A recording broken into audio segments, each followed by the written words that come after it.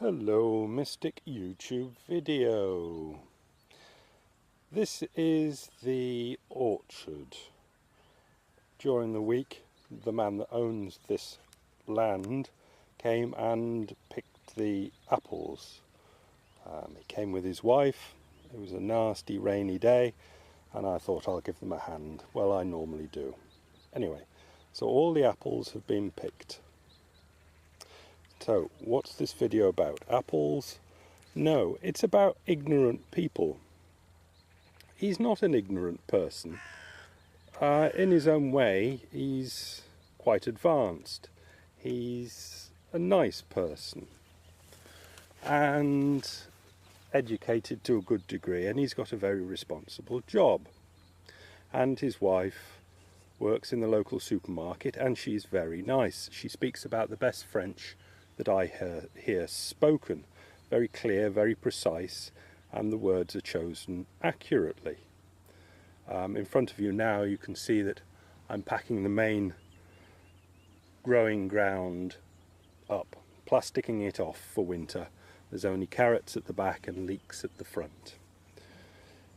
So we did this and we went up to the polytunnel afterwards because he asked to see it. I'll zoom into the polytunnel while speaking. And he said, well, the polytunnel will give, a couple of weeks at the start of the season and a couple of weeks at the start of next season early, which will help. And I said, well, I'm hoping to actually grow some things all the way through the winter, and it'll be quite a boon for growing. And he said, well, you'll find that everything will stop growing.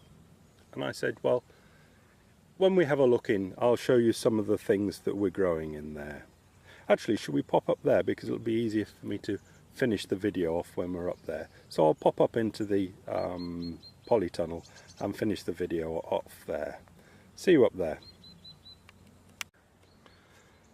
So it's me back up in the polytunnel. It looks like this is going to be done at 3 different angles now, because I'll show you a couple of things here while I'm looking through the door. Now down to the bottom left you can see that those things that look like purple tennis balls are roots that grow outside the ground, and they are kohlrabi. Now he's never seen one before, nor has his wife, so they can't imagine what could possibly grow in the winter. I'm not sure that they'll grow in the winter, but I'm going to give it a try. Now over the back of them, I'm going to have to do the zoom thing here. Over the back of them are things called pak choi kohlrabi. No, the purpley things are the kohlrabi, and these are pak choi over at the back here. Zooming in. Yep. Okay. Wibble wobble, and that's a pak choi. I'll pull back slightly. Now, he's never seen one of those before. I'm hoping that'll do more than just extend the growing season a couple of weeks after autumn, fall, and advance it a bit more than just a couple of weeks in spring by growing things that should be able to take it through the winter. Behind fennel, he knows what fennel is because it's eaten, but I very much doubt if he eats it because it's not a general thing. You can find it in the store, but it's hard to find. The celery, I'm not sure if they'll grow, but I'm going to give it a go. The winter lettuce he knew about, but he says you've got to do strange things with them. Well, I didn't want to do the strange things with them, and these are special winter lettuce that you don't have to do things with. At the back, which I can't zoom into from here, that's what the celery, actually at the back, let's see if I can do some zooming. There, right at the end, and I'll do some zooming, are carrots that I've put in, and he says, well, if they survive the winter, they'll be there for early next spring, and they might be quite good.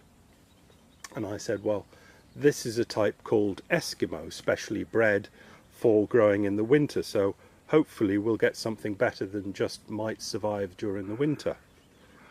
And well, that was fine.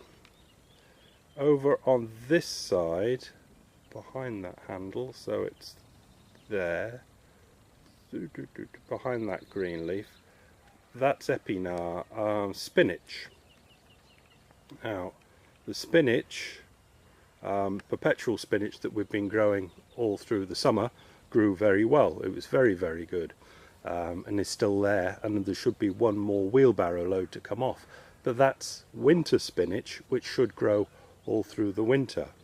He recognised the beetroots, these are beetroots, two different types, and accepted that they should push on quite well during the winter. The Swiss chard, he didn't know about the yellow stemmed stuff. And in front, we got as far as chou frisé in French, but this is Russian kale. That's a leaf of Russian kale, which should stand and grow well in the winter. And just behind that, should, with this slightly purplier vein on the right there, is red scarlet curly kale, which is very good for pushing on through the winter. Now, I think I'll sit in my seat now and do a bit of pontificating. So I'll leave the camera where it is and go and get the chair from the back there and sit in it. In fact, you can watch me get the chair and sit in it. I might even shout at you.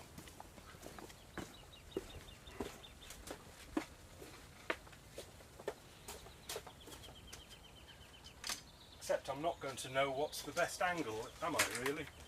So I'll put my chair there and come and I'll bring you inside actually, because there's a couple of spots of rain.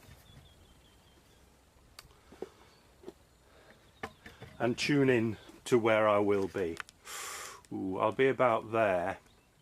So that's a little bit zoomed in, I think. You don't want it too zoomed in on a hairy face. That should be about right, shouldn't it? Zoom out just to make sure.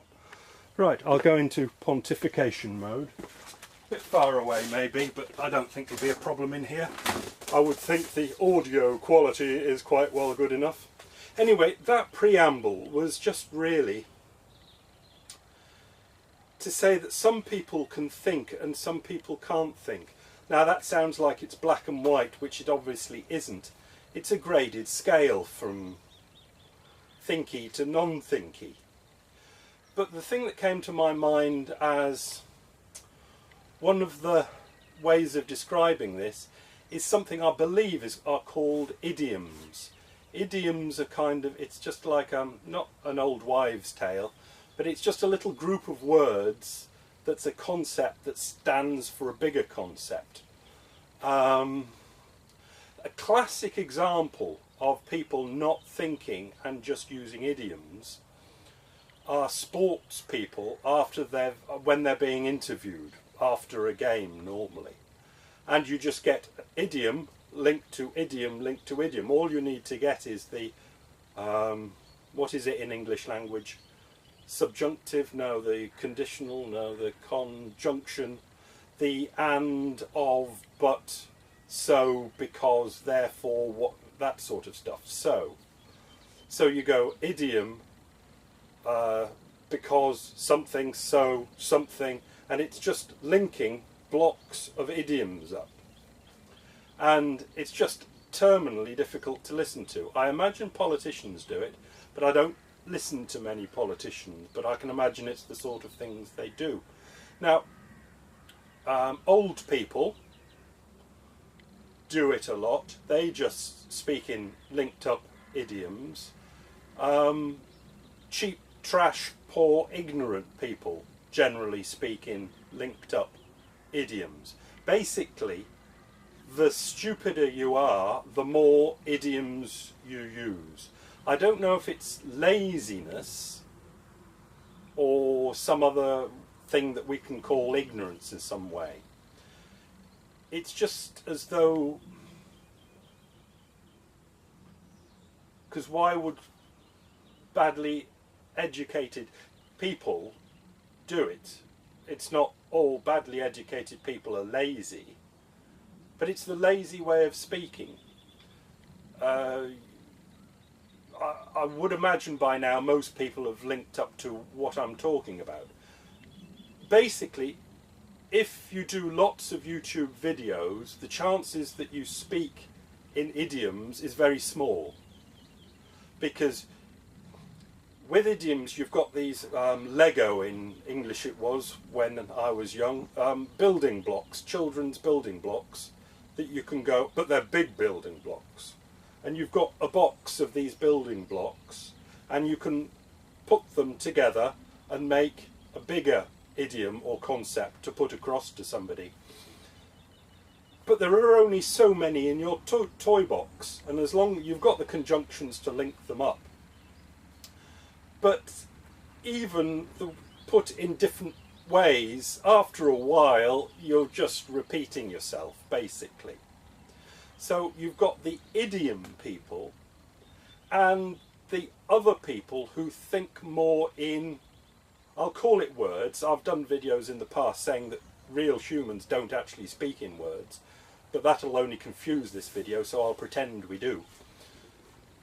There are other people that think in individual words, as in they won't just get from their toy box an idiom block and put it on another idiom block. They build a new idiom out of smaller things, the words, and they won't even use the words in, I'll continue with the idiom word, in their idiom way. A lot of words are just little idioms in their own way. So you can use words and put them together, but if you use them in the way that everybody else uses them, all you're really going to do is create another an idiom brick that you've already got in your idiom toolbox, basically. So you realise that's no point, so you don't create anything with your words, you just get your idiom brick out. But there are other people, and I can only think it comes from education, the way people are brought up, because it just seems that the better educated people do it this way, is that they will use words in non-conventional ways and put them together in non-conventional ways that won't make up a little idiom block or a big idiom block. Now, people that are capable of doing this, or just actually do this, are capable of making thousands of YouTube videos, because they're using smaller pieces and each small piece is used in many variable ways. So putting small pieces together in in variable ways linked to other things in variable ways gives you an infinite amount of possibilities. But using words in their standard, boring, bog standard idiom way, all you're going to do is make big idiom bricks that have already been made 1,000 times before, and you've already got probably in your vocabulary, and it's just easier to link them together. So I'm kind of asking, why do some people seem lazy and keep on with their childish or childlike idiom toolbox or brick box or toy box of idioms and just stack them together with and, but and because? Other people are stuck with the words, but they won't use the words in different ways, so really can only say the same thing as the idiom bricks over and over again. And there are other people that play and play and play with it. And I think it's quite it must be something in the education or in the big meme pool. Americans, it seems to me, obviously I've got to be overly global about this, are very childlike in their idiom box. They go very quickly to the idiom box. Brits often love to play with words. It can be very, very annoying for Americans who just want everything to be square, big blocks of things, very obvious, where Brits are going to be playing with words all the time. Now that's not all Brits, of course. Let's say the badly educated Brits, people from Britland, United Kingdom, will use big bricks as well. It seems to be an education thing in some way. And I don't know what it is. But you can imagine that if there was such a thing as new thinking, it's much more likely to be done by the people that are playing with new concepts than it is with the idiots that are just using these great big idiom blocks. You see it a lot in YouTube comments, where basically it's changing the analogy slightly. These idiom blocks have got their stamps, you know, copy and paste, and they just go bludunk, bludunk. You know, it might be a different one, but it's something that, a big idiom that, I'll give you an example of an idiom would be, somebody says, how are you today? In a way, that's idiomatic because it's not really meant to mean anything. And then somebody says, can't complain or shouldn't complain. That's kind of, it's just ka-junk, ka-junk, ka-junk. And people do this in YouTube comments. They just get an idiom or a saying that's been used, that's accepted somewhere, and because it's been accepted out there before in their lives and not being questioned, they think they can just throw it into a YouTube comment and it's going to make sense, or it's going to help any. All it is doing is just going choo-choo, choo-choo, and you go, well, it's just an idiot comment. It isn't meant to help. But you can imagine how much more difficult it is to create a video or to create a real comment out of the smallest idea unit that we can imagine, create them in an interesting, new and innovative way, and then put that down on the comment page in a new and an innovative way. And it is just so very, very rarely done. But it often or seemingly comes back to education. Older people were not educated as well as modern people, I would say, and that is why they are seemingly stuck in idioms. Or, as age comes upon us, we get tired and lazy, and it's easier just to go to the idiom box and just go kablam, kablam, kablam. Because the modern education, modern people should not have recourse to the idiom box because they've got all the nice new concepts to play with, but they don't seem to play with them that much. Only some people do. And what is it that makes those some people play with the concepts and some people want to reach for tired old concepts? I don't know. I'll leave it there. So, if these things don't grow this year, I'll look and try and find other things that might grow next year. Did I tell you the carrots are a type called Eskimo? I can't remember if I did. I thought did I just start that comment? Anyway, it's an idea. It might work or it might not. It's just a trial. But it's not just going to the local supermarket, pulling off the type of carrot that worked outside for the last 20 years and trying them in here. It's trying new things. Daring and adventurous, new and innovative. Can't even say the old idiom word. Bye.